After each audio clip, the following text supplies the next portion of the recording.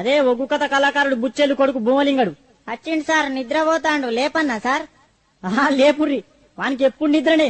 వానికి ఇల్లు బడి ఒకటే, నిద్ర మొద్దు సన్యాసి. లేపుర్రి వాని లేపుర్రి. లేచిన సార్.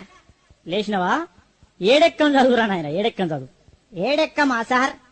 ఇగో నిన్ననే ఒగ్గు కథ చెప్పినా కదా మా గల్లీలా, జర నోరు బొంగు పోయింది, ఏమనుకోకుండ్రి మరి. సరే గాని నువ్వు ఏడెక్కం చదువు. చదువుతున్నా సార్, మరి ఇనుండ్రి. చదువు చదువు. హరియర్యా రఘునందన హరియర్ బ్రహ్మాండమా లోక సంచారి మధ్యల మారెల్లు మనమందగడ్డ బుద్ధి నేర్పిందానా భూనాంచారి విద్య నేర్పిన వాళ్ళు వీరనవన్లు చదువు నేర్పిన వాళ్ళు సాంబశివుడా చేల్ ఈ ఎక్కాలను పుట్టించిన సార్లకు దండాలుల్లో నాయనా అగజూడు ఎవలేలే లోకాలు వాళ్ళు వెళ్తున్నారు, మా బల్లె మాత్రం మా సారి వెళ్తున్నాడు. అగో ఏలుకుంటా ఎక్కాలు అడగబట్టే చూడు రామా.